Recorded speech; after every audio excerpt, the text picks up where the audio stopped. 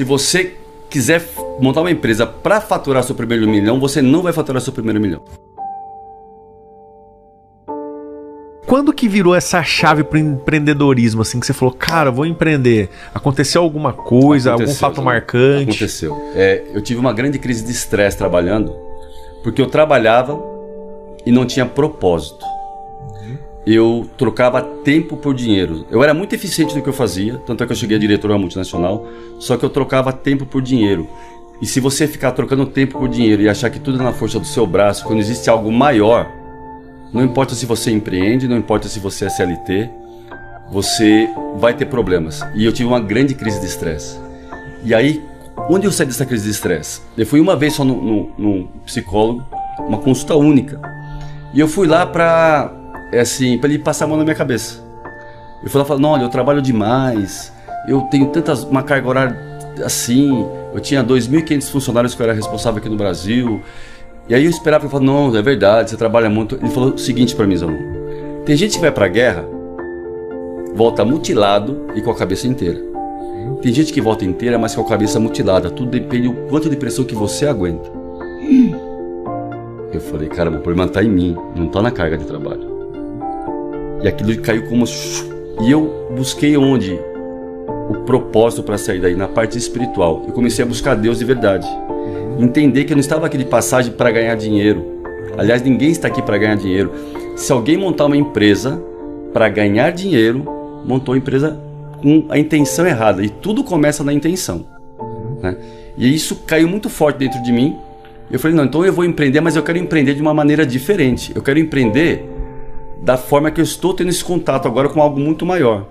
E eu comecei a montar um sistema de gestão completo, baseado em que cada líder meu seria um especialista em pessoas e que todo mundo que viesse para a minha empresa seria transformado com o objetivo, todo mundo que trabalha aqui, ele vai sair melhor do que já entrou.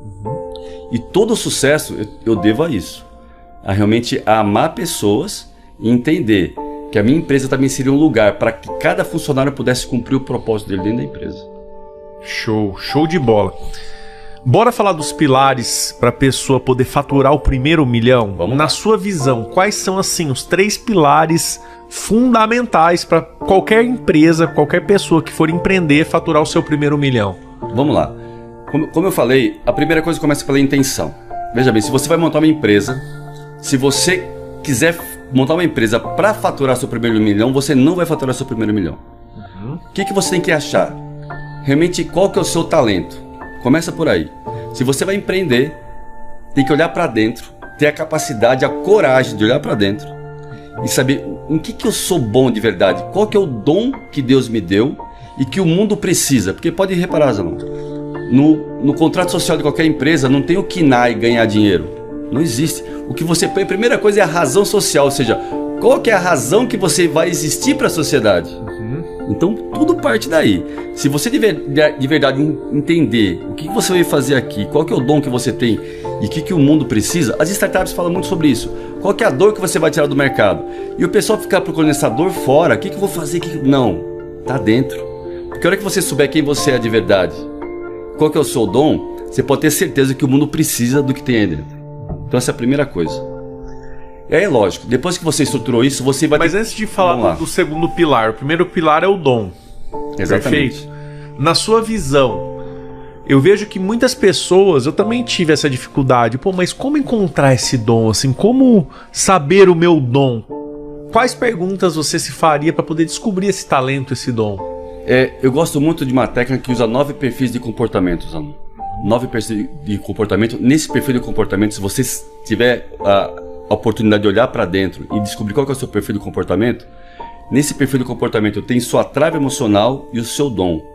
E eles fazem parte de uma mesma linha. Sabe dimerizador de som que você dimeriza? A sua trava emocional é o seu dom distorcido. E cada perfil de comportamento tem um tipo de dom que está dentro de você. Aí dom é uma coisa e competência é outra. Então tem a pessoa que tem o dom de realmente conectar com pessoas, tem outra que ele tem uma energia forte para gestão, tem outro, ou seja, de acordo com o perfil de comportamento você tem um dom lá dentro. O empreendedor, que ele é muito visionário, ele sai sempre buscando muita coisa, tem grandes ideias. Tem outro empreendedor que ele é aquela pessoa que ele dá facilidade para implementar ideias. Então ele consegue pegar uma ideia e implementar como ninguém. E tem outro empreendedor que ele é muito gerenciador. Ele gerencia muito bem, ou seja, num desses 3 perfis as pessoas se encaixam. Isso é uma coisa. Agora, lógico que tem que ter a competência. Porque você vai ter que ser especialista em alguma coisa. Veja bem, Deus nos fez como um grande corpo. E a economia se movimenta com especialistas. Por exemplo, você é um grande especialista em franquias.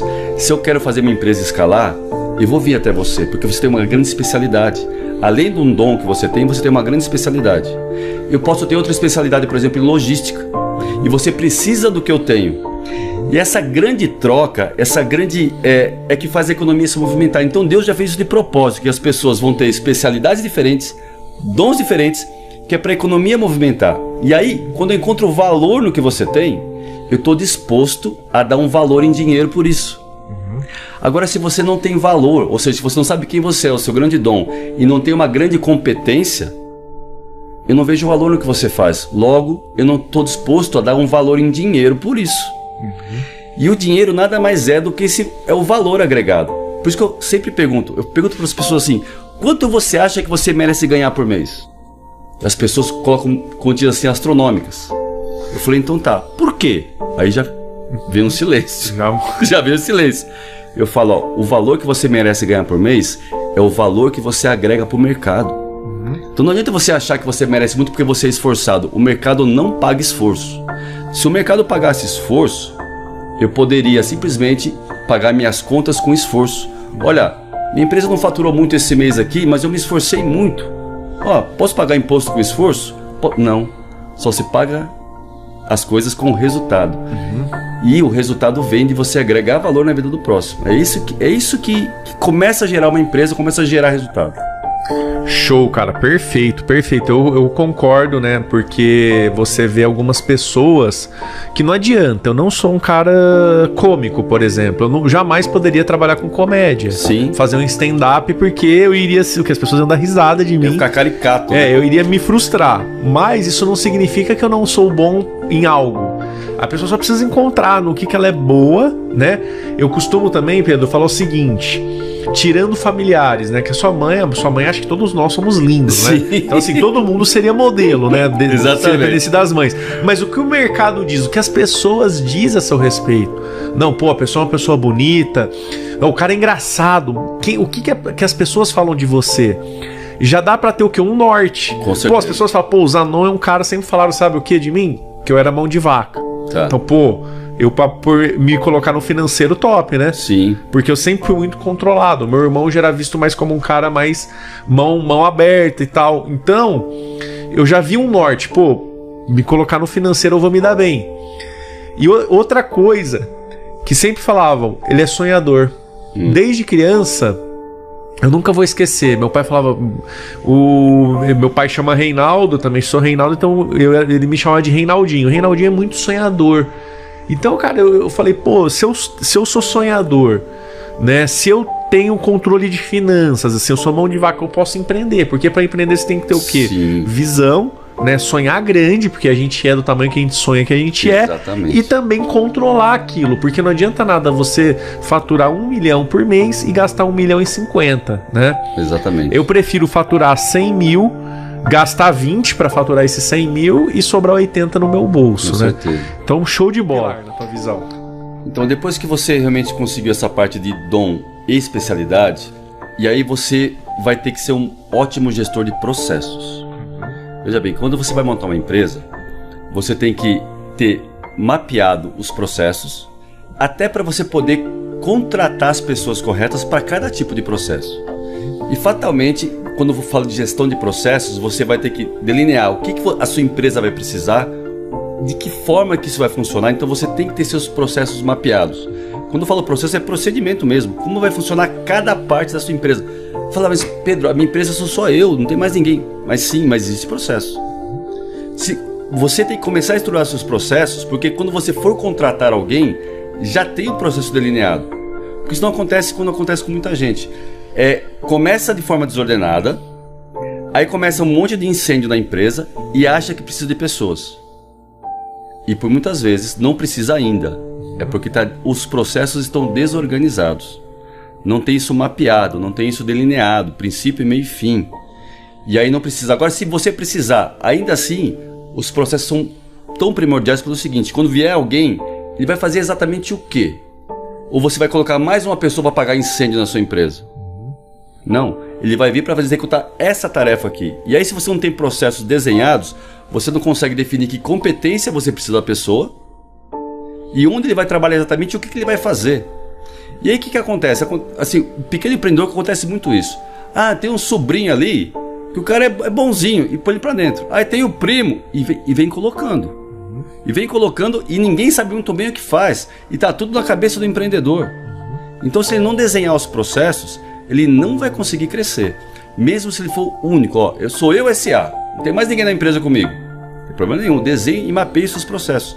Para quando precisar, que logo vai precisar, se você estiver organizado, você vai saber exatamente como colocar a pessoa em cada lugar para trabalhar. E aí, dentro de processos, você precisa ter indicadores de performance desde o primeiro dia da sua empresa. Onde você quer chegar? Você precisa ter os indicadores muito bem desenhados. Se você não mede, você não faz gestão. Você só faz gestão daquilo que você mede. Então precisa ter indicadores. E não adianta encher de indicadores. Vou ter um monte de meta. Não. Tenha poucos indicadores, mas relevantes e que você vai tomar decisão com aqueles números. Legal essa colocação. Antes de falar dos indicadores, voltando um pouquinho aí nos processos, para quem está assistindo a gente, às vezes não entende o que é um processo. Processo é muito simples. É um mapa que, se eu morrer amanhã, você vai ter um guia, né? Um mapa do que é que tem. Ah, vendas, vendas a contratação. Bom, contratação tem que ter esse perfil, tal. Vai ter que ter uma empresa de seleção ou eu faço seleção interna. Isso tem que estar tudo desenhado, porque para não ficar na mão do Reinaldo, na mão do Gustavo, porque o objetivo de uma grande empresa é que essa empresa se vai perpetuar por séculos. E uma hora eu não vou estar mais aqui, às vezes eu não sei nem se vai ser da minha família, pode ser que vai ser vendida a minha empresa. Aliás, todo negócio um dia você escala ele para vender, né? Assim como você fez o seu. Exatamente, a melhor coisa. E vou falar, Reinaldo, assim, quando alguém for desenhar um processo da empresa, ele tem que sempre desenhar o processo olhando para a necessidade do cliente. Vou dar um exemplo simples aqui. Sei lá, restaurante Aquilo. Quero que eu mostrar o restaurante Aquilo. Aqui, por exemplo, nós estamos num prédio comercial aqui, que um restaurante Aquilo aqui vai matar a dor de muita gente. Porque vão ter vários funcionários aqui que precisam sair para almoçar, comer rápido e voltar. Eu falei, tem 40 minutos para comer de repente. Como é que ele vai estruturar o processo de um restaurante Aquilo? Veja bem, ele vai pensar, peraí, o que meus clientes precisam? Comer rápido, a um preço legal, né? E se eu estruturar uma fila só aqui no meu restaurante, vai ficar uma fila enorme. Peraí, e se eu tiver 4 balcões de atendimento onde as pessoas chegam e já saem rápido do outro lado? Ou seja, ele vai estruturar o processo dele de acordo com a intenção e a dor que ele quer matar no mercado. Isso que traz sucesso. E para quem está começando, que é um microempreendedor e não tem processo nenhum, quais seriam os 5 principais processos a ser desenhados? Primeira coisa, você precisa definir a sua parte operacional. Vamos supor, se você vende pipoca, como que é o processo para você produzir, comprar, ou seja, toda a parte operacional do seu carrinho de pipoca, por exemplo. E falar, mas pipoca, Pedro... Existe empreendedor, por exemplo, tem o Valdir lá de Curitiba, o Valdir de Pipoca, já ouviu falar dele? Já ouvi falar, famoso. Ele tem franquia hoje em dia. Então, ou seja, porque ele é estruturado e organizado. Porque tem processo. Tem processo. Como eu trabalho com franquia, eu entendo bastante disso aí. Não tem como você franquear sem processo. O processo faz parte do franqueamento. A gente tem a Zanon Expand, que a gente transforma negócios em franquias. Então a gente fica 6 meses estruturando o quê? Os processos. Exatamente. Como é que funciona? Tá? Aí o consultor vai, mas e aí? E se apertar isso aqui? Se fizer isso? Aí você vai desenhando os processos. Porque quando um franqueado compra um negócio, ele compra um modelo pronto, né? Ele tem que ter um manual operacional. Porque a franquia é a multiplicação de uma célula perfeita, né, Zanon? Sim. E se quem está começando pequeno é uma pequena célula, não é um grande corpo ainda. Então a parte operacional é a primeira coisa. Segunda parte, a parte financeira. Você tem que ter processo na sua parte financeira, desenhado. Quanto que você vai tirar para você por mês? Quanto que é separado para cada área de custo da sua pequena empresa? Você não pode começar o seu mês com uma surpresa. Quanto que eu vou gastar no final desse mês? Não sei, vamos deixar o mês rolar? Não. Você tem que planejar o seu mês antes de começar E aí, cada centavo que vai sair da sua empresa, você fala, opa, a conta aqui de manutenção, eu tenho R$1.000 para gastar aqui. Então, gastei... acabou, então, ó. Essa manutenção agora, eu posso deixar para o próximo mês? Vou ter que deixar, porque meu budget aqui já estourou. Ou seja, você vai definir contas por cada área da sua empresa, antes de começar o mês.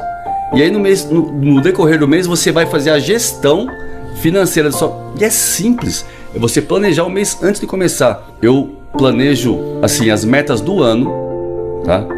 E eu planejo 3 meses para frente no máximo hoje em dia, porque muda muito.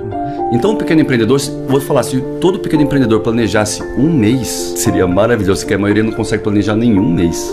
Com certeza. E falando de planejamento, vamos falar um pouquinho dos indicadores. Eu costumo dizer o seguinte: o indicador, ele é igual a um Boeing. Um Boeing é um avião bom? Excelente. Voa rápido? Voa rápido. É pressurizado? Sobe a 40 mil pés? Sobe a 40 mil pés. Mas o que chama atenção na aviação, que até as crianças ficam encantadas, é a cabine de comando. Você chega lá, é tudo lindo, maravilhoso, cheio de botãozinho daqui, dali. Cara, quem não entende fala, meu, como que o cara consegue? Mas cada botão daquele é um indicador. Por exemplo, tem botão que vai medir a temperatura do motor, se o motor está funcionando tudo certinho.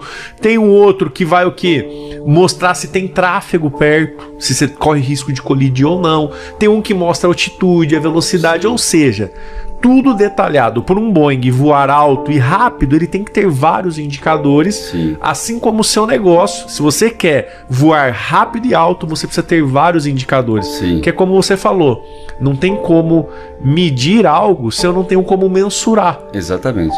E assim, eu indico 4 classes de indicadores. Um é indicador de cliente, ou seja, você medir como é que está a satisfação do seu cliente. Aí você vai ter um indicador financeiro, um indicador de processo e um indicador de pessoas, ou seja, o engajamento da sua equipe. Se você tiver 4 indicadores para começar, já está ótimo, não precisa mais do que isso. Se você tiver muitos indicadores, você pode se perder em tanto número e não vai conseguir fazer a gestão. E você usa algum sistema para controlar esses indicadores? Quem está começando às vezes não tem tanta grana às vezes para usar um sistema tão avançado. Você indicaria algum? Assim, qual que é o básico? Como que? Olha, vou controlar o quê? Numa planilha de Excel? Alguém vai alimentando? Você pode começar numa planilha de Excel, Zanon. Não precisa de um sistema. O importante é você medir. Eu sempre falo que tudo que eu falo, eu busco base bíblica também. Deus fez o homem e viu que era bom. Fez os animais e viu que era bom. O próprio Deus gerou o indicador e foi checar para ver se era bom. Entendeu? Então você precisa fazer e checar, e pode ser simples. Uma planilha Excel é suficiente para isso. Tem um estudo que foi feito numa empresa inglesa, uma linha de produção, tá? Que não tinha controle, tinha uma produtividade. E aí eles simplesmente colocaram algumas pessoas na linha de produção com uma camiseta escrito monitor, com uma prancheta na mão. Não estava medindo nada. A produtividade aumentou em 16%. Então, se você medir, olhar, acompanhar e fazer a gestão, aquilo cresce. Porque além de você olhar com números, você consegue tomar a decisão correta, tá?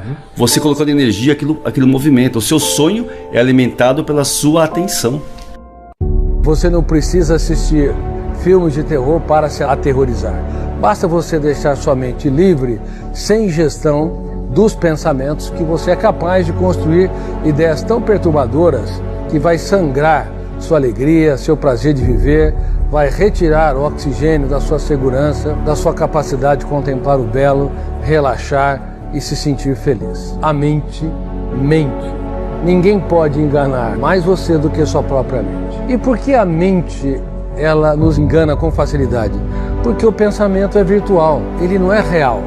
Se você está num ambiente, cara, de alta performance, de pensamento, de sentimento, de atitude, você vai ficar alta performance, você vai performar. Porque aquela galera só respira aquilo no trabalho, nos estudos, na universidade. O grupo pensa de um jeito. E se você pensa diferente, o grupo te expulsa, o sistema te expulsa. E você também não aceita gente que não pensa desse jeito. Então muitas pessoas podem achar, meu Deus do céu, isso é muito difícil. Na verdade não é difícil. As coisas não são difíceis quando você não coloca escolha. Não tem escolha? Qual a escolha? Ué, não tem. Então é fácil decidir quando você não tem escolha. É difícil quando você tem muitas. Você precisa ter mente forte. Você precisa ter espírito de guerreiro. Não se compare com os outros. Não se compare com os outros. Resiliência, capacidade de reinvenção, capacidade de superação dos cárceres interiores, capacidade de fazer da vida um oásis, mesmo quando o mundo desaba sobre si. Usar os recursos que estão dentro do ser humano para que ele possa não ter medo dos medos, enfrentar suas angústias, seus conflitos e escrever capítulos nobres nos momentos mais difíceis da nossa história. Cuidado com seus pensamentos, porque eles se tornam palavras. Cuidado com as suas palavras, porque elas se tornam ações. Cuidado com as suas ações, porque elas se tornam hábitos. Cuidado com seus hábitos, porque eles se tornam o seu caráter. E tome muito cuidado com o seu caráter, porque ele se torna o teu destino. Assim como você vê e assim como você pensa na sua alma, assim você é. Independente do que você está fazendo, você precisa encontrar, definir, determinar um critério objetivo que mede a sua performance. O esforço não é o suficiente. Empenho é diferente de desempenho. De que adianta você se esforçar pra caramba pra passar no concurso público se na hora da prova você é amarelo? De que adianta você se esforçar pra caramba pra fazer uma apresentação com um projeto se na hora que tá lá a pessoa que você vai apresentar você é amarela? Você não tem que estar pronto, você tem que estar pronto na hora que você for requisitado para estar pronto. Você treina pro dia D e está pronto na hora H. Vocês precisam aprender a se preparar para a hora certa.